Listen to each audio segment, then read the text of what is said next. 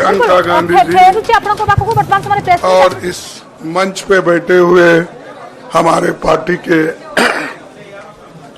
सभी नेतागण, आज जो देश में चुनाव के रिजल्ट आए हैं, ये मैं तो पहले कहूंगा, ये जो रिजल्ट है जनता की रिजल्ट है और ये जनता की जीत है और लोकतंत्र की जीत है। हम पहले से यही कह रहे थे कि ये लड़ाई हमारी मोदी वर्सेस जनता है, लोग हैं। तो 18वीं लोकसभा के चुनाव में हम विनम्रता से जनमत को स्वीकार करते हैं। इस बार जनता ने किसी एक दल को पूर्ण बहुमत नहीं दिया, खासकर सत्ताधारी दल भाजपा ने एक व्यक्ति एक चेहरे के नाम पर वोट मांगा। अब ये स्पष्ट हो गया है कि ये मैंडेट मोदी जी के खिलाफ गया है। ये उनकी राजनीतिक और नैतिक हार है। जो व्यक्ति बार बार अपने नाम से ही हर जगह वोट मांगते थे, उनकी ये बहुत बड़ी हार है और नैतिक दृष्टि से ये तो उनको बहुत बड़ा नुकसान हुआ है। आप जानते हैं कि कांग्रेस पार्टी और हमारे इंडिया गठबंधन से बहुत प्रतिकूल माहौल में चुनाव लड़ा। सरकारी मशीनरी ने कदम कदम पर अवरोध डाला, बैंक खाते सीज करने से लेकर तमाम नेताओं के खिलाफ अभियान चलाया। फिर भी शुरू से आखिर तक कांग्रेस पार्टी का कैंपेन सकारात्मक था, पॉजिटिव था। हमने महंगाई, बेरोजगारी, किसानों और मजदूरों की बदहाली और संविधान संस्थाओं का दुरुपयोग जैसे विषयों को केंद्रीय मुद्दा बनाकर हम जनता के सामने गए थे। इन मुद्दों पर बड़ी संख्या में लोग हमसे जुड़े, हमारा समर्थन किया। प्रधानमंत्री ने जिस तरह का कैंपेन किया वो इतिहास में लंबे समय तक याद रखा जाएगा। कांग्रेस के घोषणा पत्र के बारे में मोदी जी ने जो झूठ फैलाया, जनता ने उसे समझ लिया। मैं इस मौके पर कहना चाहूंगा कि श्री राहुल गांधी जी की दोनों यात्राएं, भारत जोड़ो यात्रा और भारत जोड़ो न्याय यात्रा के दौरान लाखों करोड़ों लोगों को मिलना, लोगों की समस्याओं को सुनना और आगे चलकर उन समस्याओं का हल ढूंढना हमारे कैंपेन का आधार बना।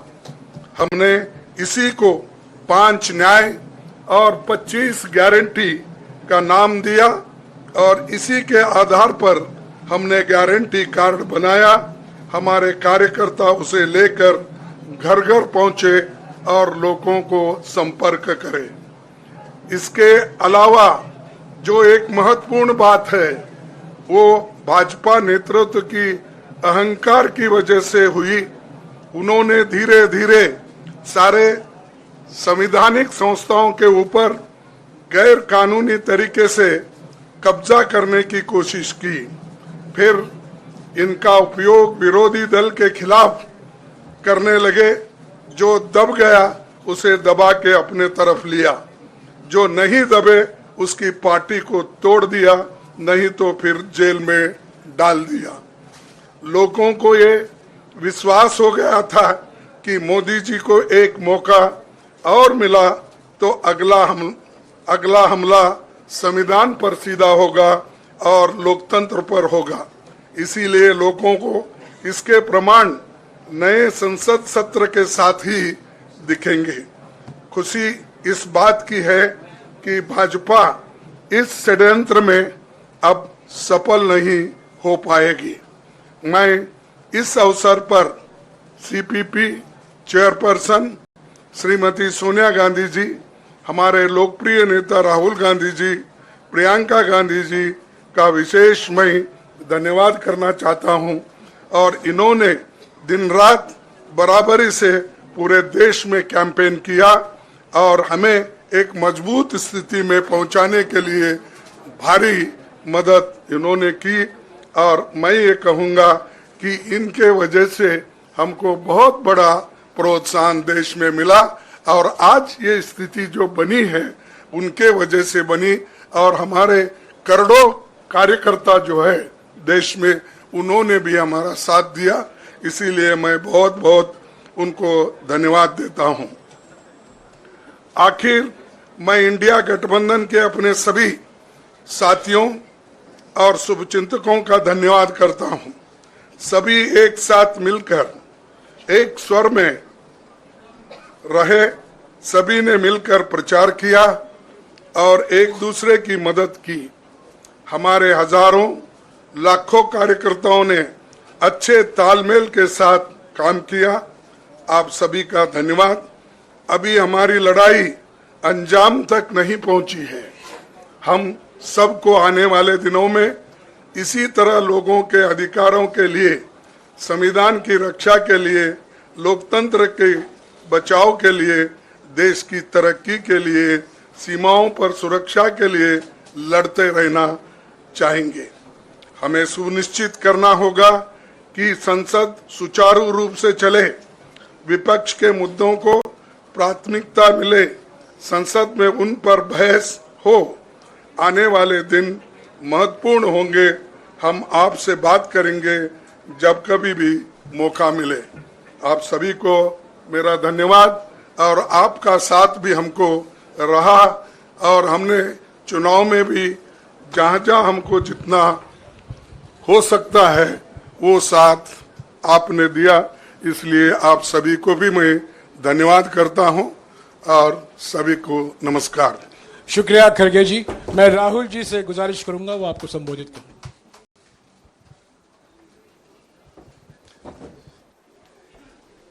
नहीं, खड़गे जी आपने बड़ी सही बात बोली।